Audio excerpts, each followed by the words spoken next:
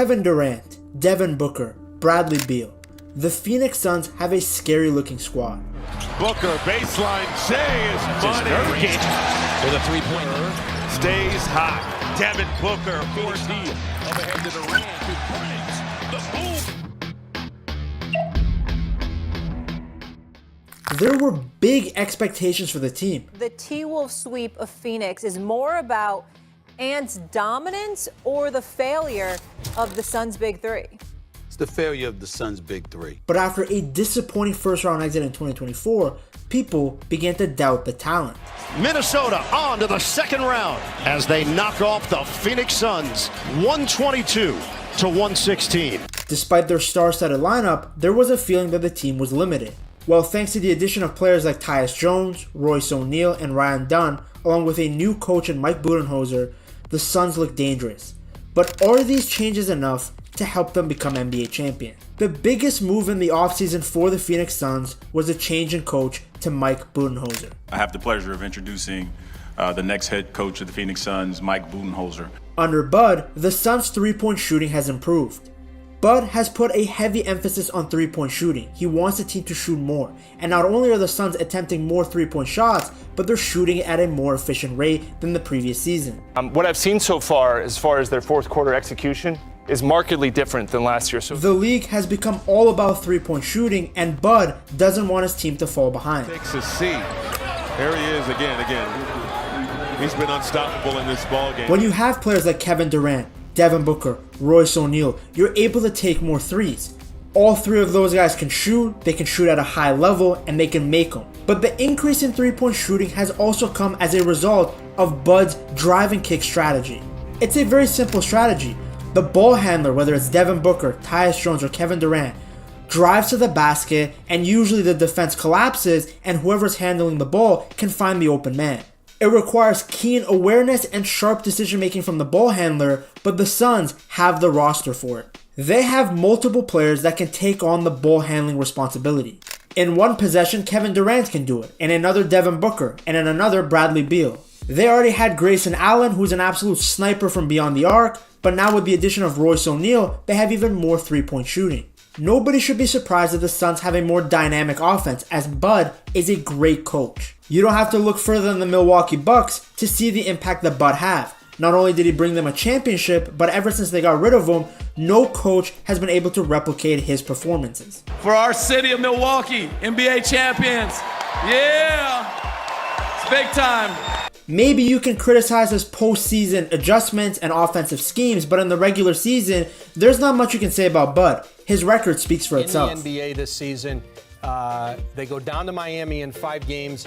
No organization has fired a head coach who had the best record in the league. Now the Suns' offense is more dynamic and unpredictable, and it should be. When you have so much star quality, offense should be the best part of your game. Under Bud, Booker's role has transformed from a primary scorer to a multifaceted playmaker.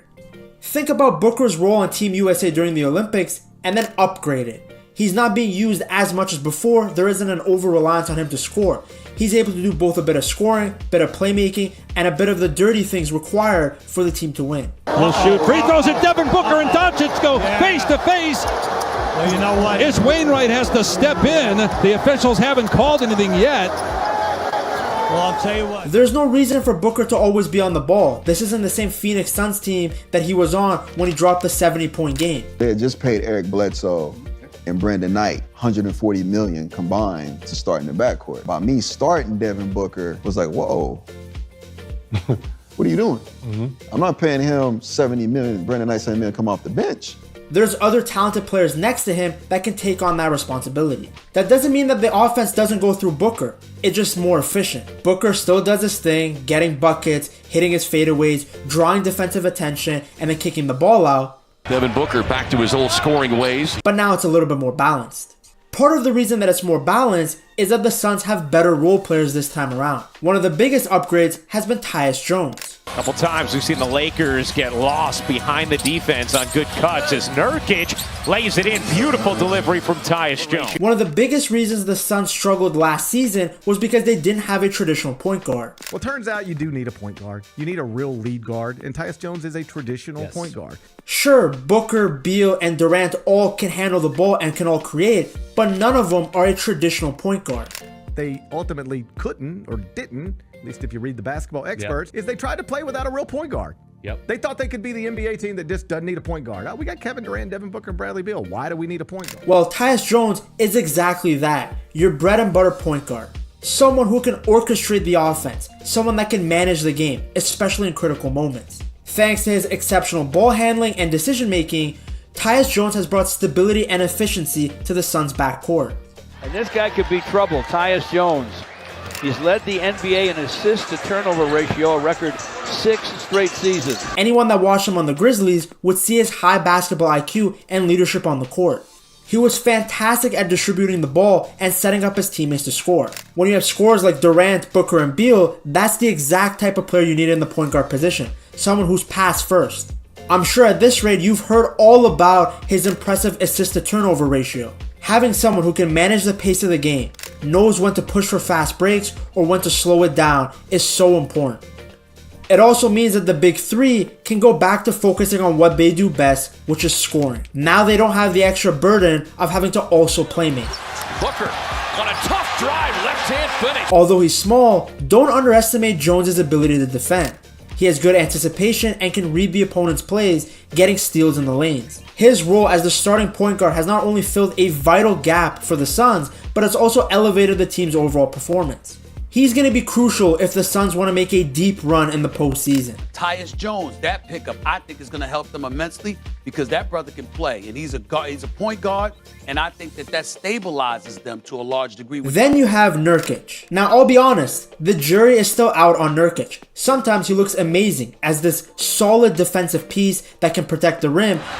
Great job defensively by the big man. And then on the offensive end, setting these really good screens. Other times he can be a bit of a black hole. If his three-point shot is not falling and he's not getting those easy baskets, he seems like someone that's just hindering the offense by taking up space. In the perfect world, when Nurkic is playing his best game, I was saying prayers for him all night long for the last few weeks. If Nurkic in this game was just absolutely unbelievable. He's a great presence because he can't stretch the floor, taking the big away from the basket since Nurkic can't shoot. Big fella, fire at will. The light is always green. Defensively, well, he's essential. He provides rim protection and rebounding, two things that this Suns team is lacking. Like, there were times in the 2024 season that Kevin Durant was the best rebounder and rim protector on the Suns. That's way too much responsibility to put on KD. When you have a player like Tyus Jones, having a big like Nurkic is essential because they can run the pick and roll together very well. Nurkic does have experience, he provides a great physical presence. I just hope that he has more consistency to his game because he really is important to the squad. As I mentioned before, Grayson Allen and Royce O'Neal are essential to this team as well, adding some much needed three-point shooting. O'Neal loading up the triple. Having those guys changes the way the opponent has to defend, and it creates more space for guys like KD, Booker, and Beal to attack the basket. O'Neal especially is also a great defender. He's very versatile. He can guard smaller guards, but also isn't a liability if he has to defend a center. The Suns already had great ball handlers. They needed more 3-and-D guys like O'Neal and Allen. These guys are essential, especially for Bud's drive and kick strategy. Nurkic's presence in the paint, Allen's perimeter shooting, Jones's playmaking, and O'Neal's defensive versatility was desperately required. This Suns team needed good role players, and they got them. But as good as the supporting cast is, the ceiling of this team is based on the stars. They need KD, Booker, and Beal to all perform. KD's role is essential to this team's success. He's the best player. He has to be able to do a little bit of everything. He has to play make, he has to score. Defensively, he has to be able to protect the rim and help guys like Nurkic, but also guard the perimeter players. It's a lot of responsibility, especially for Kevin Durant, who's been around forever. Durant is a great guy. He loves being in Phoenix. We love having him. Off to an amazing start this season. I think one of the MVP leaders, and we're off to a very good start. Kevin's been great. And so we expect Kevin to sign an extension, be with us for the long term. But it's the exact responsibility needed when you're the team's best player. When the going gets tough, when we get into those clutch moments, KD has to be able to make something happen. If you're going to get this version of Kevin Durant, he could be the best player in any series. The good thing is, he isn't alone. Devin Booker is equally capable of making things happen in the clutch. I know it's been a while, but I think a lot of people forget just how good Devin Booker was for the Suns in that 2021 playoffs run. Bradley Beal's role is also going to be essential. And I got to tell you something about this. I'm a big Bradley Beal fan. For one thing, Beal has to remain healthy. The Suns gave up a lot of assets for him, so his availability is essential. He's missed about 32 games last year. He's only played 90 games in the last 2 seasons. As I stated, Bradley Beal is another one of those players that can get you a bucket when you need it the most. In Bud's new system, he has to also take on some playmaking responsibility, but he can do that. The Suns earned asking for Bradley Beal to average 30 points a game like he was doing on the Wizards. There's plenty of other great players around him. But he will have to be a better playmaker and a much better defender. He's going to also have to be a better three-point shooter. Beal lets it fly and it's good. A 3-ball for Bradley Beal. With Booker, Tyus Jones, and KD all handling the ball, Beal is going to get a lot of open looks that he has to knock down. At times, he's going to be like an elite version of a 3-and-D player. But it should be easier for him. He hasn't had this level of talent next to him since the prime John Wall days. As a result, because there's less of an offensive burden on his shoulders, he has to take on the more challenging defensive assignments. He has to become a better two-way player, which he has become. He's been much more dedicated and committed on the defensive end. If Beal can continue playing at a high level as a two-way player in Bud's system, the Suns can go very far. Realistically, the biggest issue for the Suns will be health. KD, Bradley Beal, even Nurkic, these guys all have to stay healthy. They have better role players now, but the team isn't that deep. It's a squad that, if everyone is healthy, is pretty dynamic and balanced. They have a big three, but they also have other players that can help the big three. There is no doubt in my mind that the Phoenix Suns will continue being a dominant team in the regular season. That's just how Bud's teams operate. Now, how far can they go in the postseason in a highly competitive Western Conference? Only time will tell. But they do have the quality to go all the way. If you enjoyed this video, I'm sure you'll love this one as well. Check it out right here.